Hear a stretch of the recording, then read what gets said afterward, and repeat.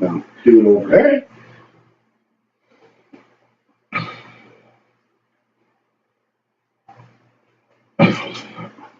Hey everybody, and welcome to the Grumpy and Shadow Show. I'm Grumpy. And I'm Shadow. And today we're talking WWE and the Backlash predictions.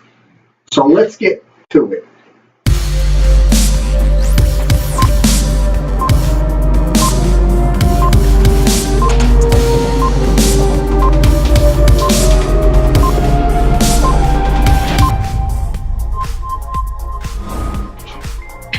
Alright, so let's start off with the non-title matches. First match we got is Randy Orton versus Bray Wyatt. What are your opinions, Grumpy? Well, I like to see Orton get this one. Everybody likes the RKO. It electrifies the fans every time the RKO is implemented. And, due to losing the last match, I think Randy Orton is more determined than ever. So I really believe that this one's up for the RKO, Randy Orton. Well, I'm thinking they both haven't been on a hot streak lately. Randy Orton just came back from injury, and Bray Wyatt has been losing left and right even before he was the draft. So my call, who I'd like to see go over, is Randy Orton. Because, like I said, he did just come back from an injury. He did lose one match. And they can't have them both lose. And since right now it looks like Bray is the consummate loser, I'd have to go with Randy Orton on this one. Next match is the qualifying match for the tag team titles. It's going to be the Usos against Zack, Ryder, and Matt Raleigh. The, what do they call themselves? The Hype Brothers. Well, even though the Usos turned heel, I would like to see the Usos win, and I think they will. And I'll tell you why, because I think they want to set this up eventually for the American Alpha fighting the Usos for the title. A good thought. Speaking of which, the American Alphas, last week I believe one of them got injured. It's a storyline injury. It's not a real injury. So I would not be surprised if they came back in some capacity tonight to either interfere or distract, possibly on the final match. I feel that the Usos are going to win this match and qualify for the tag team titles, but we'll discuss the tag team titles in a few minutes. But that's my call. It's going to be the Usos strictly to enhance the storyline, because I think there's a lot going on that we need to get involved with. So the next one would be the IC title match. Well, actually, I believe it's the what do they call it? The six-pack challenge women's match for the new SmackDown women's title. I think all the women wrestlers in this are actually pretty good, but I'm going to have to give Nikki Bella this one. Just coming back from the injury, I think they really want to give her the title. I think that it'd be a good match between Charlotte and Nikki Bella again.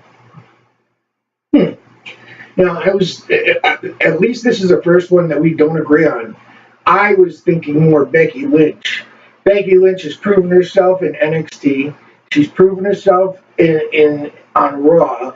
And now that there's a chance for her to get a title, I think that this is her time to shine. I really think that Nikki came back and has kind of gone the heel way. And if you look at it right now, it seems to be off balance with more heels than there are faces, which means that giving the title to a face gives more competition down the road because she can face more people. So I honestly think that Nikki is more of a heel than she is a face. So my prediction for that would be Becky Lynch to take the women's title in the six-pack challenge. I think Shadow has a good point there, but that will remain to be seen, Shadow. The next one is we're going to go with the Intercontinental title, Miz against Dolph Ziggler. I like to see Dolph get this one. He's been underrated for so many years, and they haven't given him the respect that he deserves. So I'd really like to see him get this one. He kind of electrifies the fans, and I don't think the WWE has really recognized that. But I think they should start doing that. So I'd really like to see him win. Well, I think that Dolph has made his way into a solid mid-carder. And the reason they haven't popped him up more would be because of his injuries and missing work. And he's just missing that certain something. Now, I'd like to see him win, but I think that the way they're playing off The Miz right now, coming in with this new attitude, this verbal attack on Daniel Bryan, his new change where he's not wearing the Hollywood gear anymore. Now he's suit and tying it, and basically putting himself in as the aggressive heel. I think that he's gonna take this. He's gonna retain the title, and we're gonna see them struggle to find him some adequate opponents in the future for that title. I'd like to see Ziggler win, but I'd be surprised if he does. So the next one would be the Tag Team Championship for the new SmackDown Tag Team titles. Now, we both agree that the Usos are going to win the qualifying match, which puts the Usos in direct competition with Rhino and Heath Slater for the title. What do you think? Well, Heath Slater kind of loses every match. He's less than a mid-card as far as I'm concerned. And I think that's going to go horribly wrong. I think Slater's going to end up making them lose. And if they do win, I'd be very, very surprised. Well, here's what I think. I think that, like I said, the American Alphas, I think they're going to play a role in this final match for the tag team titles, and somehow distract the Usos at a crucial point. And they're either going to lose by distraction or lose by disqualification. But I don't think that they're going to win the new tag team belts. I think that Slater's put in his time. He's funny.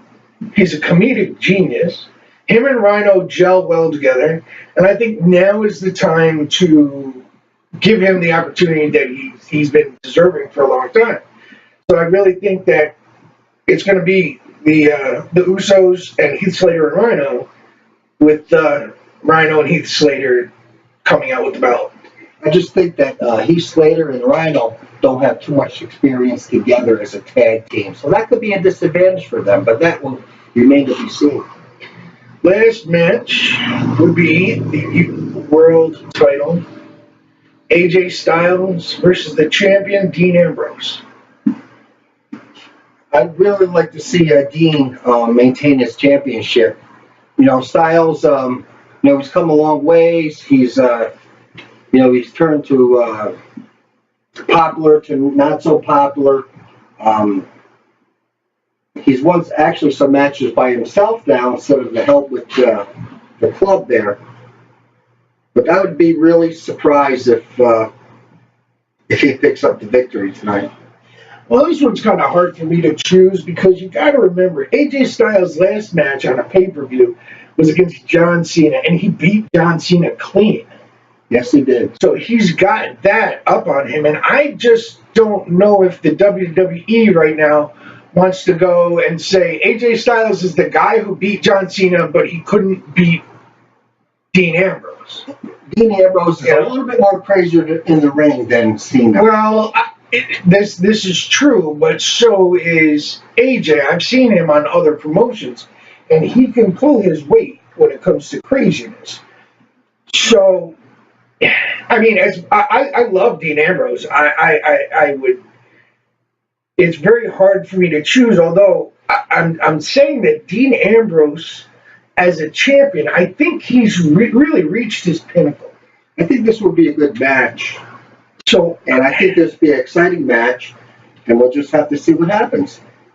Well, I'm going to say that as much as I think AJ Styles should win,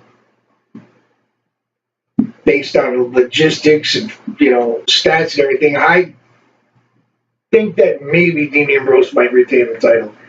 I won't be disappointed either way. Well, that will remain to be seen.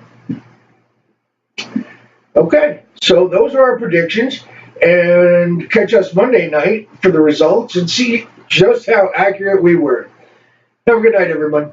Thank you.